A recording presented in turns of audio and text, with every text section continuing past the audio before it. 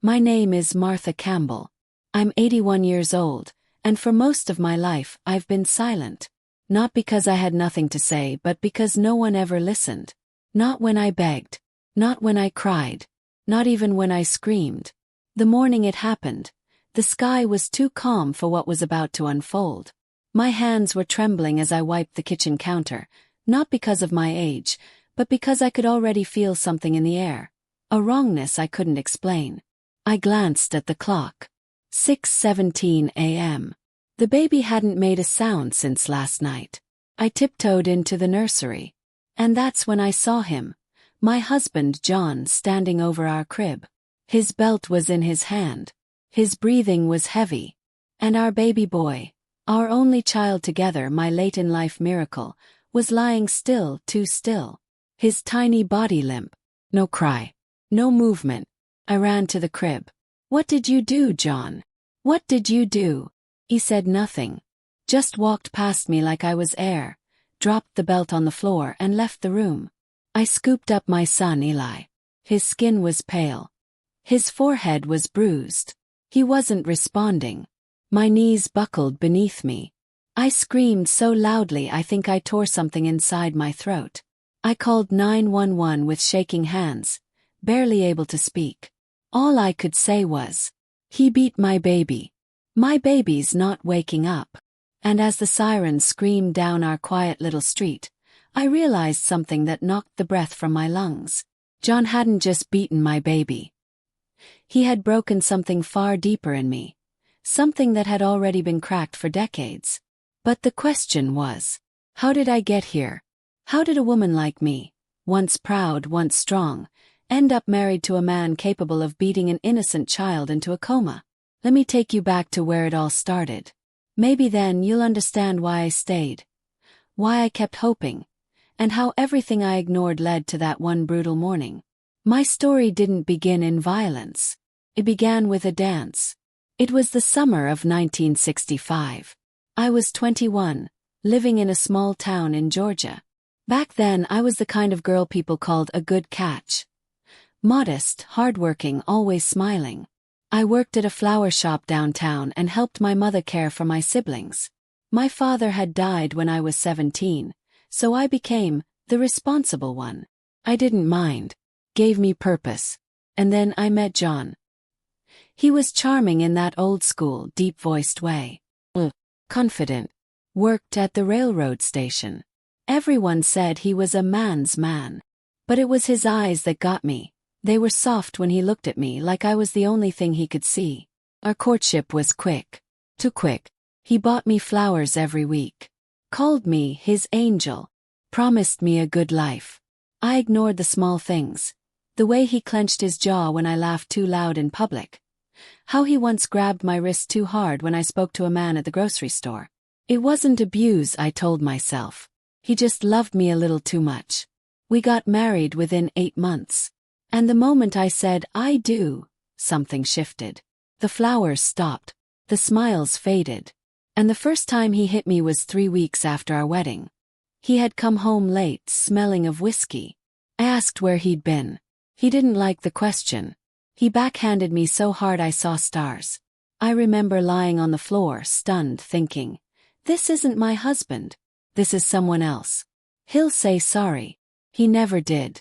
Instead, he said, "Next time, mind your business." I should have left then. But I didn't. Why? 'Cause I was pregnant. And back then you didn't leave your husband.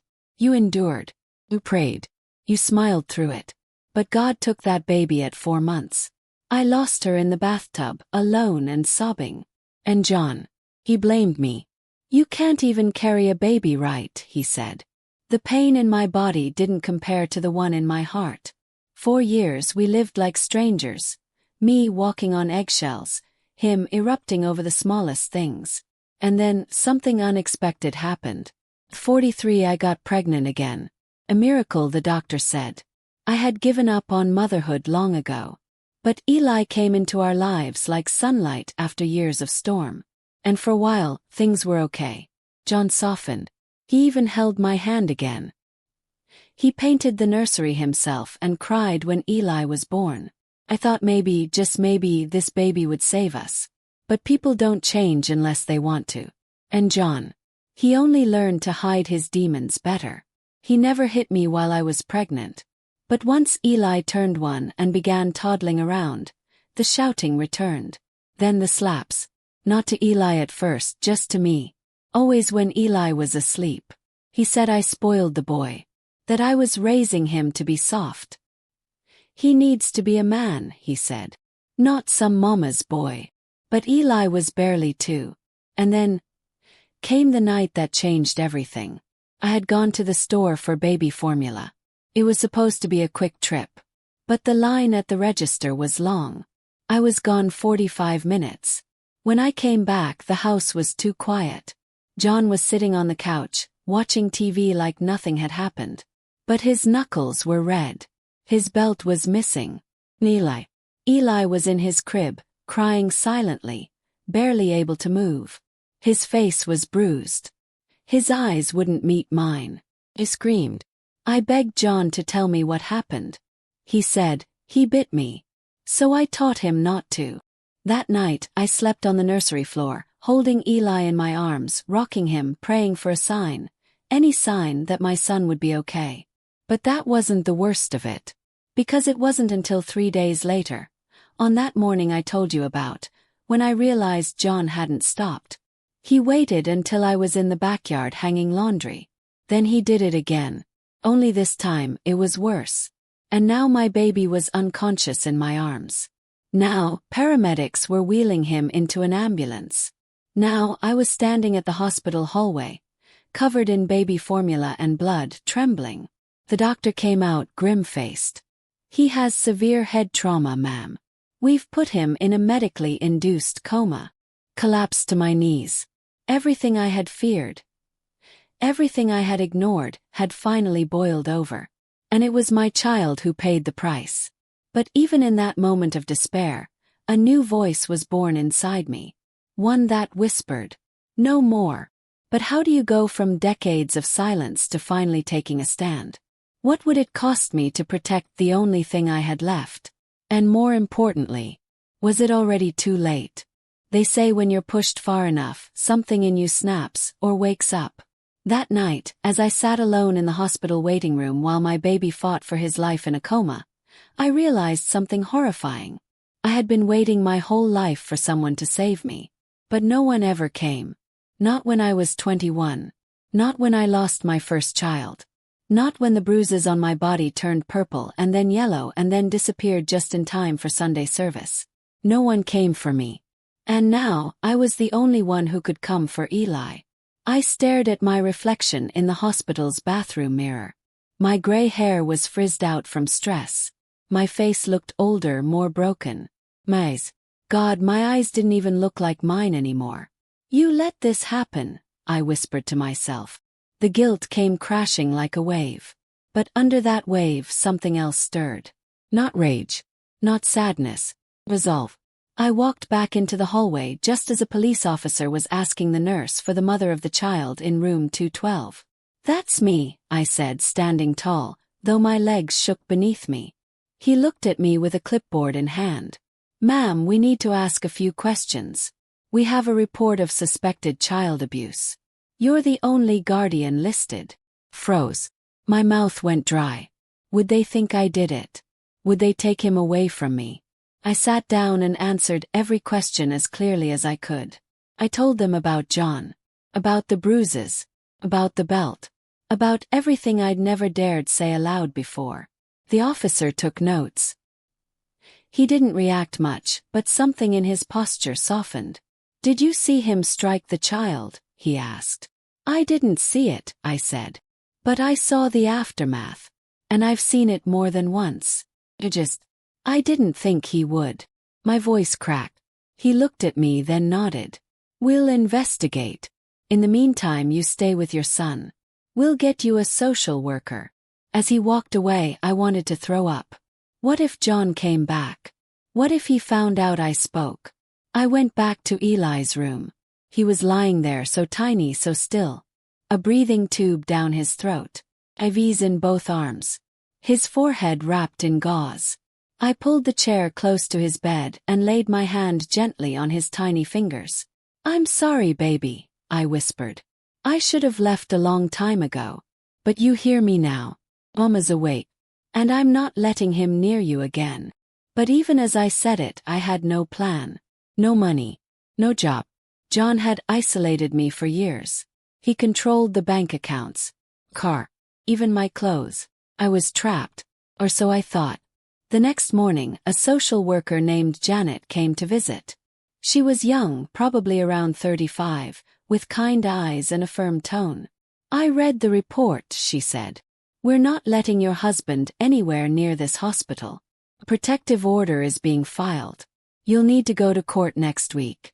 But first, we need to find you a safe place to stay." I told her I had no family left. No one who'd take me in. She stared at me for a long moment, then asked, "Do you want to leave him?" I hesitated. But then I looked at Eli. "Yes," I said. She nodded once. "Then I'll help you." We were placed in a shelter for women and children that same night. Once Eli was stable enough to be moved. It wasn't glamorous. Twin bed. A shared bathroom. Metal bars on the windows. But I hadn't felt this safe in years. Still, I knew John wouldn't let go that easily. And I was right. The first threat came in the form of a voicemail. I'd left my phone behind, but Janet let me use a shelter line to check in. John's voice laced with venom. "You better bring my son back, Martha. You think the cops can protect you? You're just a useless old hag living off my money. I'll find you. And when I do..." Hung up. The second threat came in person. 3 days later, while I was walking back from the hospital cafeteria with a cup of soup, I saw him. Standing across the parking lot. Just watching. He didn't yell. He didn't move. He just stared with a coldness that made my bones ache. I rushed back inside and told the nurses. They called security. The police were notified. The protective order was enforced. But I knew he wasn't done. I knew the kind of man I'd married. He was the kind that didn't stop until he destroyed you. So I began to think. Really think. What did I have that he didn't know about? What did I still own? That's when I remembered the bank box. 40 years ago, my mother had left me a tiny inheritance. Not much. Just a box of old jewelry and one property deed from her father's land in Alabama. Something I had never told John about. I kept it in a deposit box under my maiden name. I hadn't thought about it in years. But maybe, just maybe it could be my way out. I called the bank from the shelter and made an appointment. When I got there with Janet by my side, they pulled out the dusty old box. Inside, my grandmother's brooch, a gold bracelet, and tucked in an envelope, the deed. A 2-acre plot of land in Pine Ridge, Alabama. It wasn't much, but it was mine. The lawyer Janet connected me with confirmed it was still valid. Taxes had been paid through an old automatic savings account my mother had set up before she died. It was untouched, and ready. I sold the land within a week. $34,000. Enough to get a small apartment, buy some clothes, start over. Enough to disappear. But just as the plan was falling into place, something happened. Eli woke up. His eyes fluttered open. He looked around, confused. Weak, but alive. I cried so hard the nurses had to sit me down. The doctors said he might have developmental delays. That we wouldn't know the full extent of the damage for years. But he was alive. He was breathing. He could still be held, kissed, loved. And I would give him all of it. I thought maybe the worst was behind us. But it wasn't. Because the next day, while packing our things at the shelter, I got a letter. It was from John. Handwritten. Folded neatly in an envelope with no return address. The letter said, "If I can't have my son, then neither can you." There was no signature. Just that one line. My hands went cold. My mouth went dry. I showed it to Janet immediately. She turned white. "We need to move you now," she said. We were rushed into emergency relocation. New shelter. New name on the medical records. New phone number. I had one chance left to run before he found us again. But running wasn't the end of this. It couldn't be. Because John didn't just want control. He wanted destruction. And now I had to ask myself, do I keep hiding? Or do I fight back? The next place they moved us to was a small, unmarked safe house in a quiet part of town. It didn't even look like a shelter, just a weathered white building tucked between a laundromat and a church. The windows were tinted, the doors required a code, and no one was allowed in or out without supervision. That alone told me how serious things had gotten. I clutched Eli to my chest as we walked in.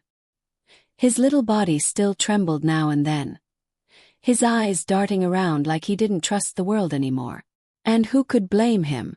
The doctors had said his memory might be fractured, that he might not remember everything clearly.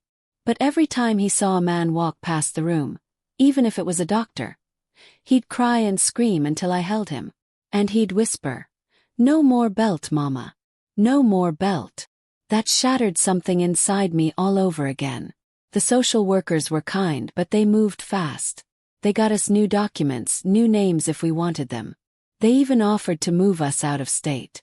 I sat on the edge of my cot one night, holding those papers, wondering if I should just disappear. Start fresh. New name. New town. No trace. But something inside me couldn't rest. Not while John was still out there. Not while he could find someone else to hurt. Another woman. Another child. Because if I had left him years ago, maybe none of this would have happened. Maybe Eli wouldn't be so broken. Maybe I wouldn't be covered in guilt every time I looked at him. So I made a decision. I asked the shelter director to connect me with a legal advocate. Not just for the restraining order but for criminal charges. I was ready to press charges. Testify. Fight. The woman looked at me like she was seeing me for the first time. "Are you sure?" she asked gently. I nodded. "I'm tired of running." The next few weeks were the hardest I'd ever lived through. I had to relive everything. Every slap, every scream, every bruise I'd hidden. I gave statements. I provided photos. I let them examine Eli's medical records. And then, finally, John was arrested. But that didn't mean we were safe. Because even behind bars, abusers have reach. Friends, family, and influence. John had connections in the local police. Old drinking buddies. Men who used to slap their wives and laugh about it over beers. One day, while I was at the hospital checking on Eli's progress, I saw a man in uniform watching me from the hallway. Not a nurse. Not a guard. Just standing there, staring.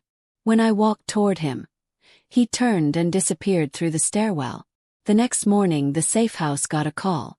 Someone pretending to be from Child Services asked for Martha Campbell's file. They didn't get it. But the shelter staff knew what that meant. John was reaching from jail. Fishing for information. Testing the cracks.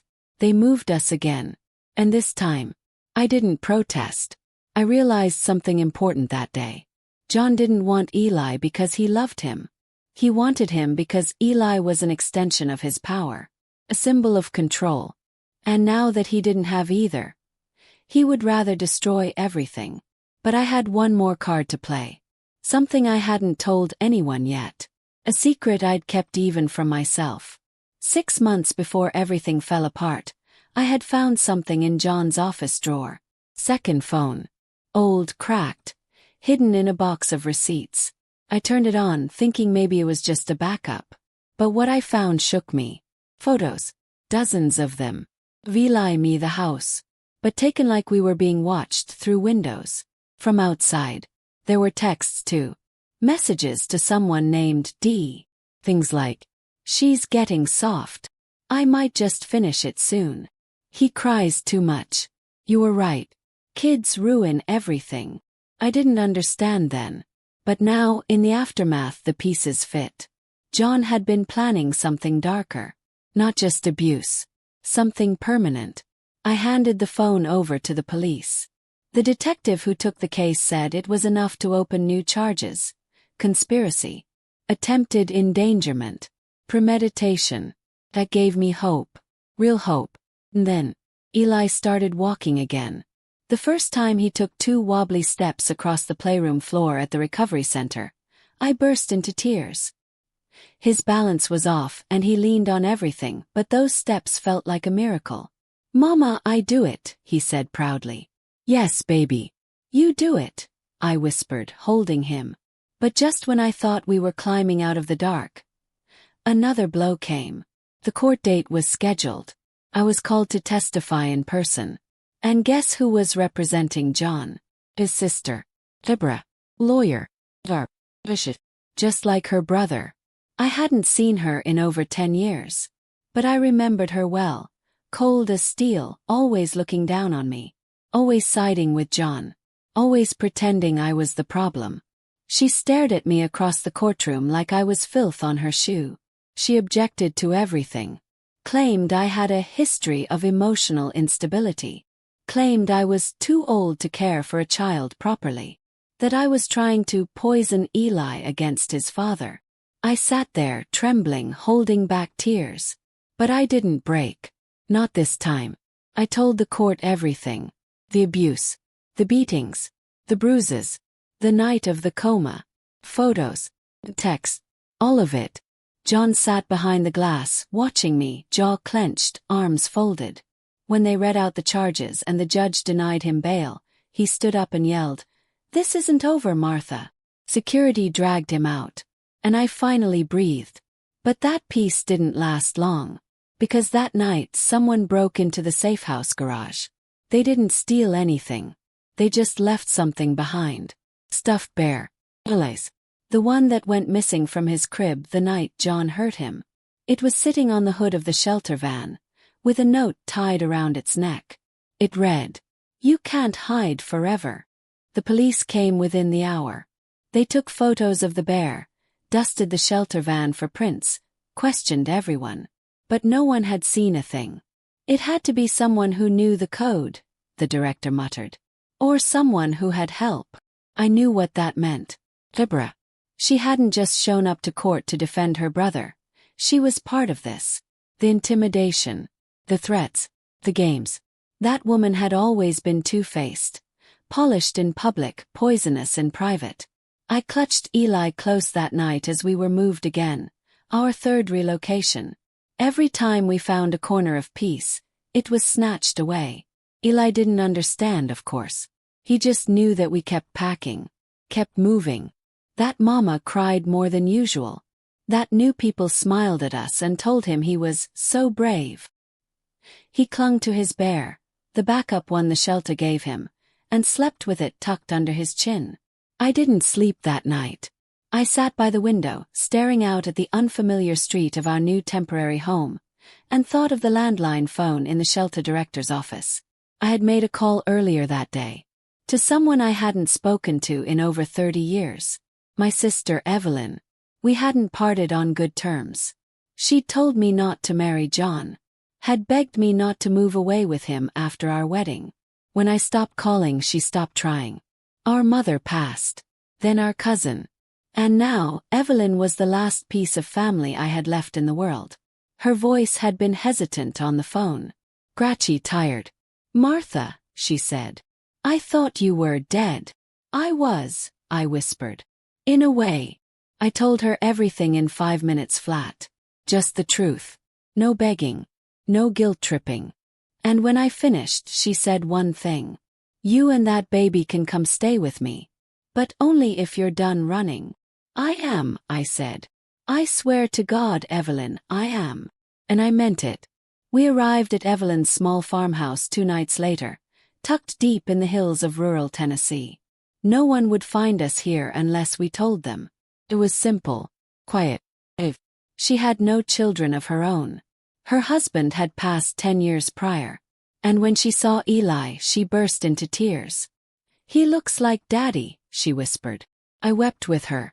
For once, there were no metal bars on the windows. No guards. No noise. Just birdsong in the morning, wind in the trees, and a slow rhythm I'd forgotten life could even have. We stayed indoors the first week, rebuilding a new kind of rhythm. Eli began speech therapy via a volunteer counselor from the local church. I helped Evelyn in the garden. I cleaned and cooked and taught Eli to say grace at breakfast. His balance improved. His nightmares faded slightly. And then one afternoon the phone rang. It was the prosecutor from back home. "Martha," she said gently, "we have a problem." My heart stopped. "John's lawyer has filed an emergency motion." "What kind of motion?" I asked. She hesitated. "He's filed for joint custody." I almost dropped the phone. "He put my baby in a coma." "I know," she said quickly. "I know. But technically, he hasn't been convicted yet. And the law, especially in our state, can be manipulated by men like him." Which? Connected. Male. My hands trembled as I pressed the receiver tighter. "What do I do?" "We'll fight it," she said. "We'll do everything we can. But you have to be prepared, Martha.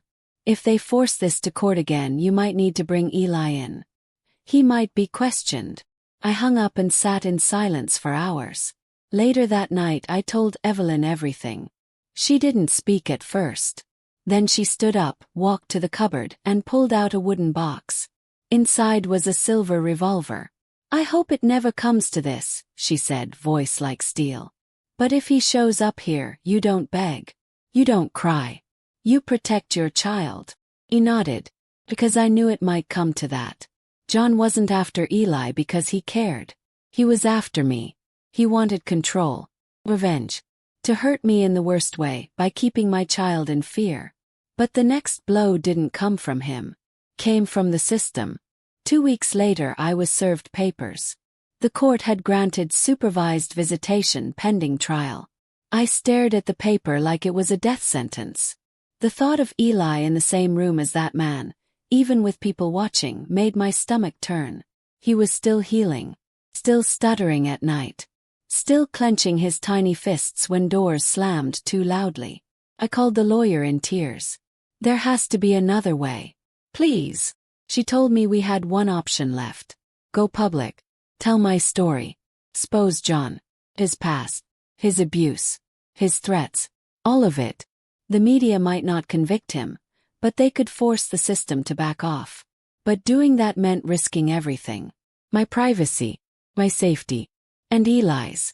I spent the night staring out the window, watching fireflies dance across Evelyn's lawn, holding my sleeping son in my arms. And I made my choice. Said yes.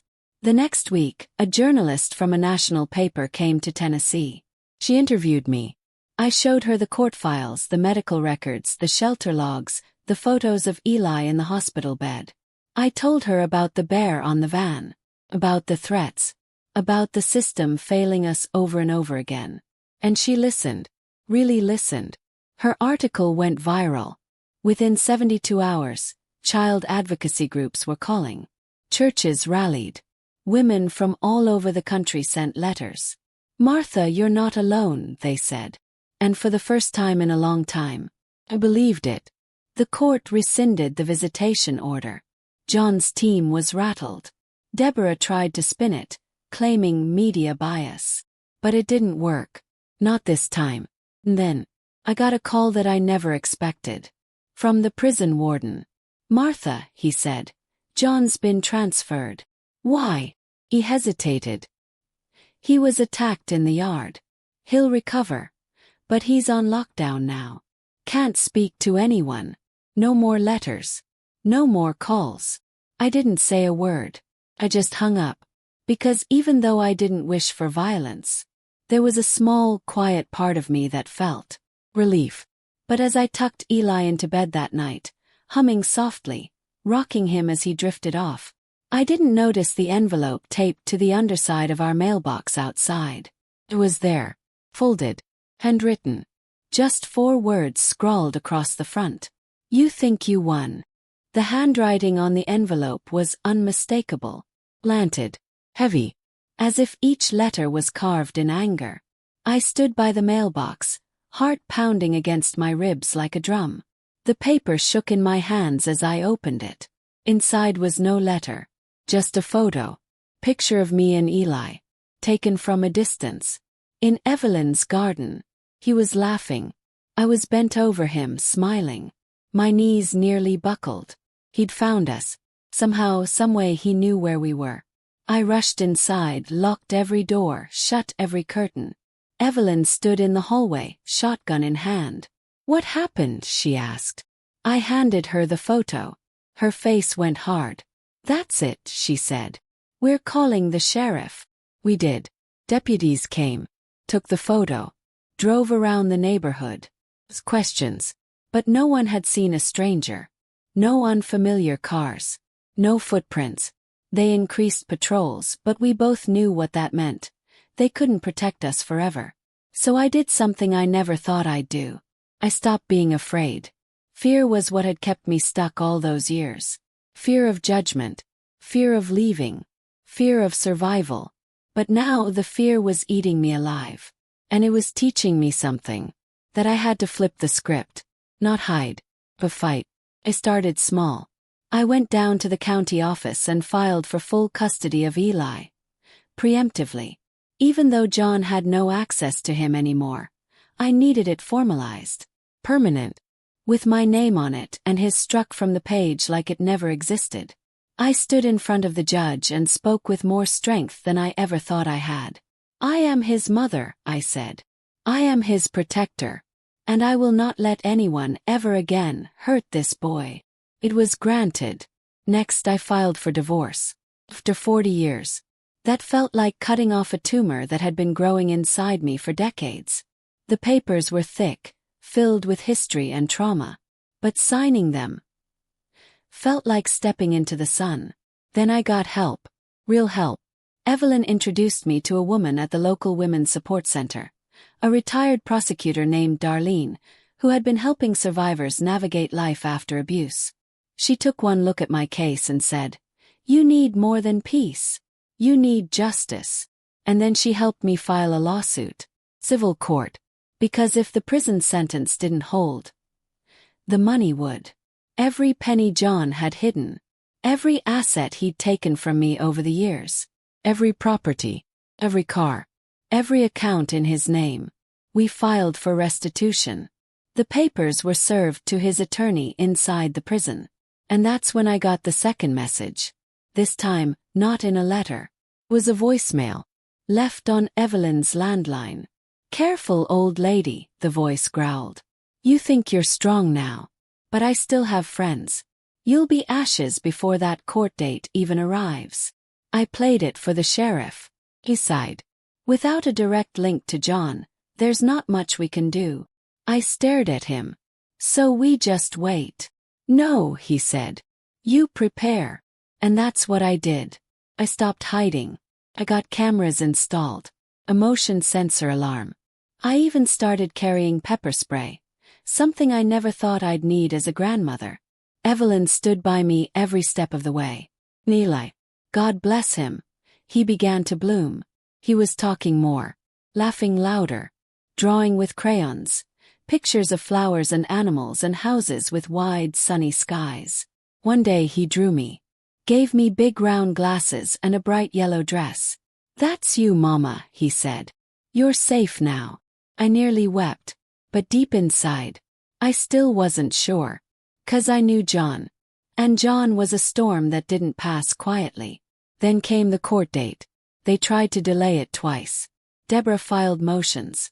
Tried to get the case thrown out. But Darlene was sharper. He pushed back hard. Kept the wheels turning. We arrived at the courthouse in Nashville on a bright Monday morning. I wore a dark blue dress. Evelyn held my hand. Darlene walked beside us with her briefcase. Cool and steady. We entered the courtroom. John was wheeled in. Shackled. Hospital band still on his wrist from his prison accident. He looked older. Smaller. But the hatred in his eyes was as strong as ever. He glared at me. I stared right back. The trial began. They brought out the photos. The medical records. The shelter logs.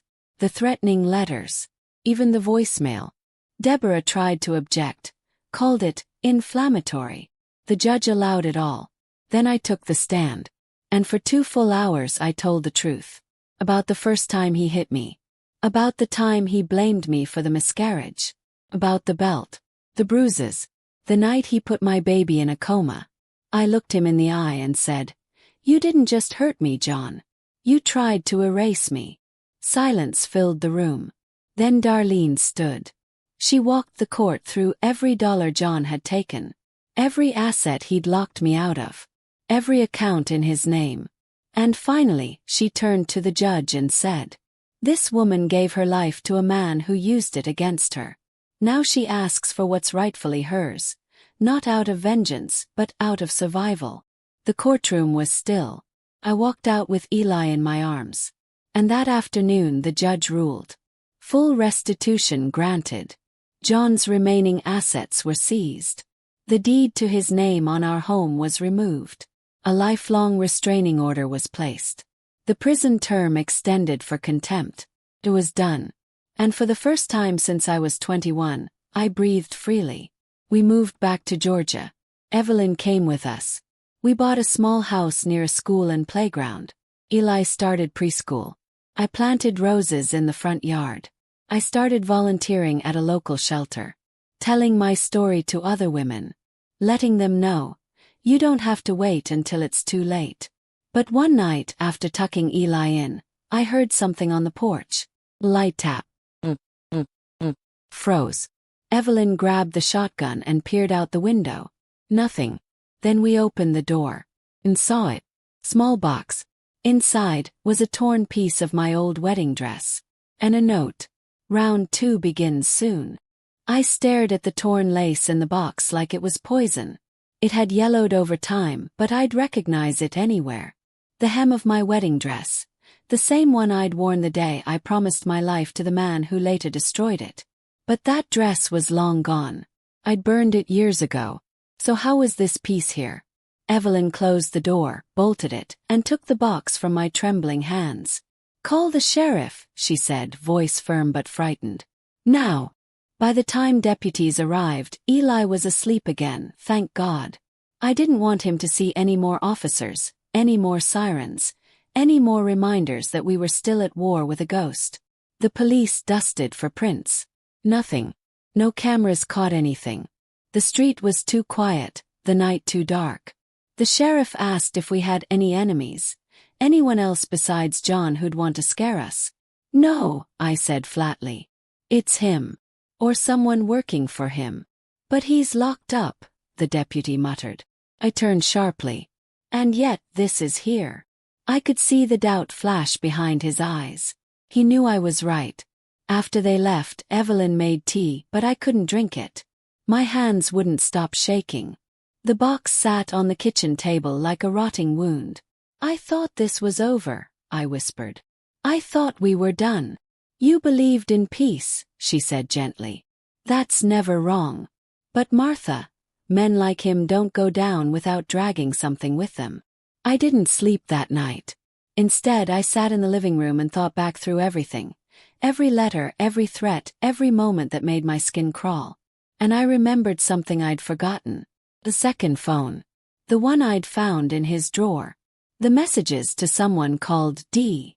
We had assumed Dee was Deborah. But what if it wasn't? I rose from the couch, heart hammering. There had been one message I hadn't shared. Short one. Easily overlooked. It said, "Don't worry. Dee said it's done. The girl won't talk." I thought it was about me. But what if it wasn't? I pulled out the file I kept hidden in the back of the kitchen cabinet. The one with all the old documents, printouts, and phone records. And I found it. Phone number. Not his. Not mine. One I didn't recognize. But it was tied to several of the most threatening messages. I took it to Darlene the next morning. "Can we trace this?" Yes. She stared at it for a moment, then nodded. "Give me a few days." 3 days later she called. "Martha, we have something." The number belonged to a man named David Langston. Private investigator. Ex-police. Dishonorably discharged. Known to work in the shadows for clients with money and legal problems. John's money. John's legal problems. My blood went cold. David had been hired to watch me. To follow Eli. To intimidate. He was the one taking photos. Delivering messages. Even while John rotted in a cell. He was still pulling strings through men like David. Darlene wasted no time. She filed for an emergency injunction. The judge signed off. A new investigation was opened. But we both knew what that meant. The war had simply changed shape. This wasn't about bruises anymore. It was about mind games, control, power. And now I had to fight smart. So I did something John never expected. I hired a private investigator of my own. Her name was Tanya. Mid-40s ex-FBI, no nonsense. She moved into town under a fake name, posed as a neighbor and started digging. And what she found shook me to my core. John had transferred assets before his arrest. Not all of them. Just enough to create a safety net. Hidden under shell businesses. And guess whose name was listed as an alternate beneficiary? Not Deborah. Someone named Daniela Ward. Froze. That name. It had haunted me for decades. Because once, long ago, before the abuse began, John had accidentally called me that name in bed. Daniela. When I asked him about it, he brushed it off. Said it was nothing. I never asked again. Now it was back. Tanya found more. Daniela had been his mistress. For years. She worked in records at the courthouse. Knew how to hide paperwork. Forge signatures. Moved in the shadows. And now, she was the one behind the envelopes. The threats. Lace. She wasn't just helping John. She was protecting his legacy. And worse, she was trying to get custody of Eli. She'd filed a claim 2 counties over. Said she was the rightful guardian of John's son. Claimed I was unstable. Dangerous. Unfit. Darlene hit the ceiling. This isn't just a threat anymore, she said. This is war. We rushed to court. Again. Emergency motions. Restraining orders. We exposed Daniela's connection. Her falsified claims. Her criminal past. And we won. Again. But every time we won, something else would appear. A message carved into our mailbox. A dead squirrel left on our porch. A voicemail with a child crying in the background. John was in prison. But his reach was everywhere. I began sleeping with the lights on. Eli would cling to me, saying, "The dark is mean, Mama." I told him, "Not here, baby. Not anymore." But I didn't believe it. Because the next morning, I got a phone call from Evelyn's number. Lee. Evelyn was sitting across from me, sipping tea. We stared at each other. Answered. Static. Then a slow, low voice. "You're running out of places to hide." The phone dropped from my hand and clattered to the floor. Evelyn picked it up, face pale, brows furrowed. "They used my number," she whispered. "They cloned it." Darlene confirmed it the next day. Spoofing technology. Easy enough for someone like Daniela to set up. Cheap software. One click. And suddenly it looked like someone you trusted was the one sending the threat. It was psychological warfare now. We couldn't predict when the next message would come. Couldn't tell what was real or fake. That week I stopped opening mail. I stopped answering phone calls. I unplugged the landline. We were prisoners inside our own home. Tanya, our investigator, stayed close. Sometimes parked across the street in a rental car, sometimes sleeping in the guest room. She installed hidden cameras around the property, inside the mailbox, even under the porch. For the first time since my marriage, I didn't feel like prey. Felt ready. But my heart broke for Eli. He was only 4. He should have been learning to ride a bike, not hiding behind the couch whenever the doorbell rang. One morning, as I was helping him brush his teeth, he turned to me and asked, "Mama, are bad people real?" I looked at him through the mirror, tears stinging my eyes. "Yes, baby," I said. "But good people are real too. And they're stronger." It was the only truth I had left. A week later we got a breakthrough. Tanya called me from her car. "I got footage," she said. "Clear as day. Daniela herself, driving by your house." Same night. We sent it to the sheriff, to the judge, to Darlene. A warrant was issued immediately. They picked her up in the parking lot of a courthouse. Still in uniform, still smirking. But she wasn't alone. In the trunk of her car, They found something that made my knees go weak. Photos of Eli. A house. Me. But worse, detailed notes. Schedules. Hospital records. Therapy appointments. She had been building a case to take him. To get full custody of a child that wasn't even hers. I collapsed in Darlene's office when I saw the file. She wrapped her arms around me and whispered, "It's over, Martha. We got her. We got them all." But I didn't feel relief. Not yet. Because court was still coming. And John was appealing. Even from prison. His legal team was trying to overturn the extension of his sentence. Claimed his injuries in the prison yard were cruel and unusual punishment. Claimed he was being targeted because of me. And that's when the letters started coming again. Not to me. To the judge. Anonymous. But unmistakably his voice. They said things like, "She's manipulating the system. She's mentally unwell. She orchestrated the attack in prison." They even accused me of coaching Eli to lie. It was the last straw. Darlene slammed her hand on the conference table and stood up. "He's trying to weaponize the system again. We need to show them who he really is. One final time." She planned a hearing. One final confrontation. The prison approved a video conference appearance from John.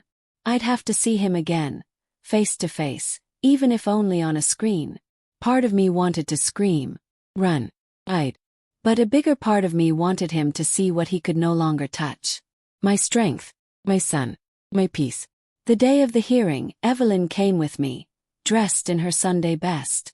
Tanya stood by the courthouse door. Darlene wore her darkest suit, eyes steely. We walked into that room like a wall of fire. John appeared on the monitor. Shackled. Ill. But smirking. That smirk vanished the moment the judge read the list of charges again, this time with the added crimes from Daniela's arrest. Then Darlene stood. And this time she didn't hold back. She laid out every file, every image, every recorded voicemail. She walked the court through the years, decades, of abuse, financial manipulation, endangerment, psychological warfare. She finished with a photo of Eli in the hospital, hooked to tubes.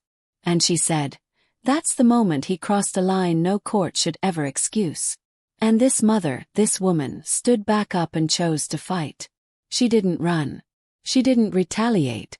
She protected her child. The judge turned to John. "Do you have anything to say?" John leaned in, sneered at the camera and said, "She was always weak. Built her. And I'll break her again." The courtroom gasped. The judge leaned forward slowly and said, "Thank you for confirming everything we needed to hear." He denied the appeal, extended the sentence, added new charges. And for the first time I watched John's eyes shift. Not with anger, but fear. Real bone-deep fear. Because he realized what I already knew. He had lost. But as we walked out of the courthouse into the bright, blazing sun, a black car with tinted windows turned the corner. Too slow. Too deliberate. Rolled past us. And in the back seat, barely visible behind the glass, was a man. Not John. Someone else. Watching. Smiling. The car disappeared down the street like a shadow swallowed by light. But the face behind that tinted window haunted me all night. He wasn't familiar. Not someone I could place.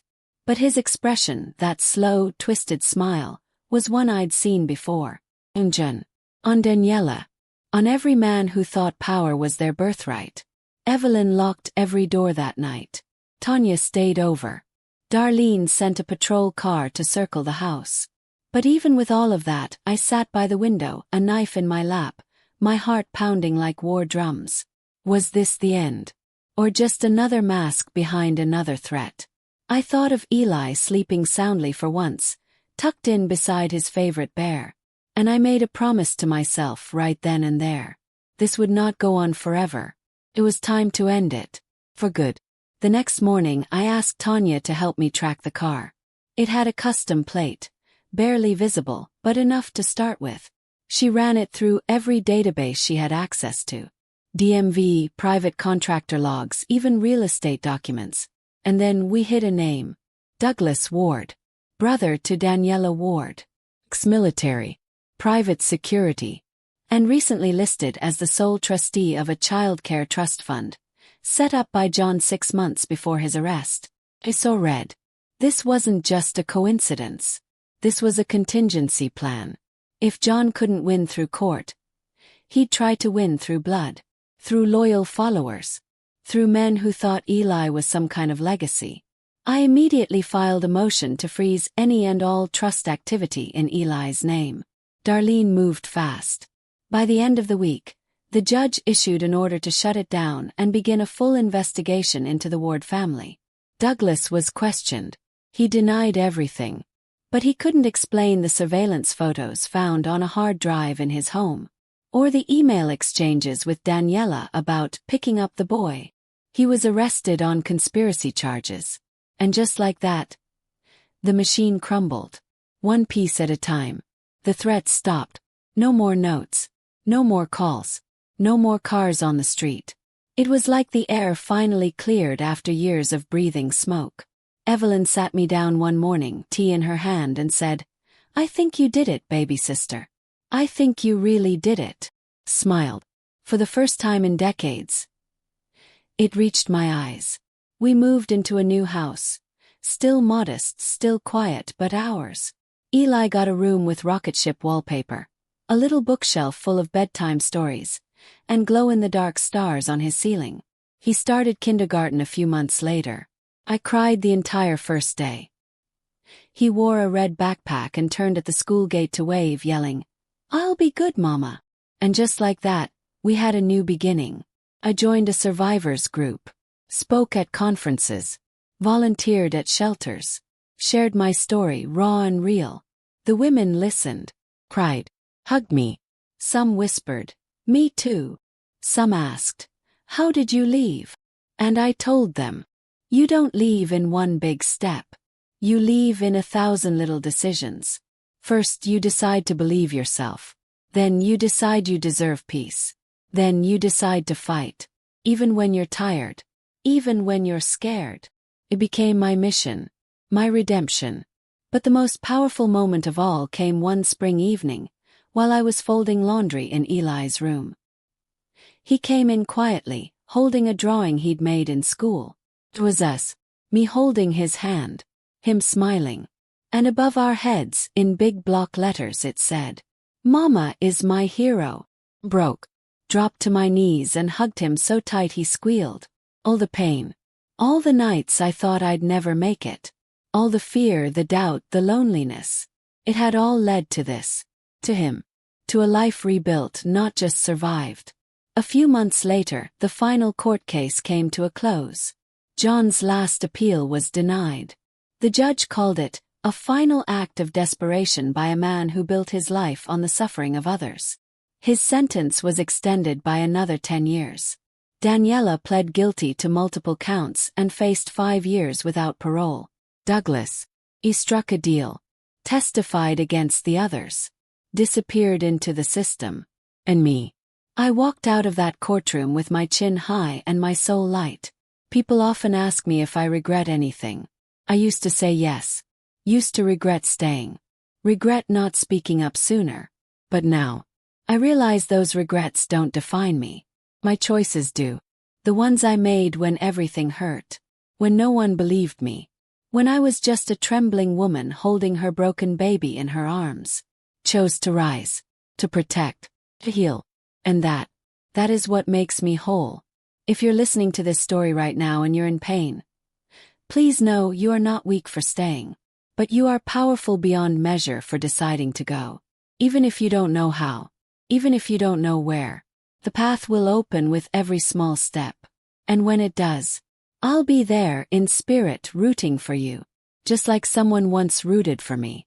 If this story touched your heart, reminded you of your quiet power, or gave you strength you didn't know you had, please like, comment, and subscribe.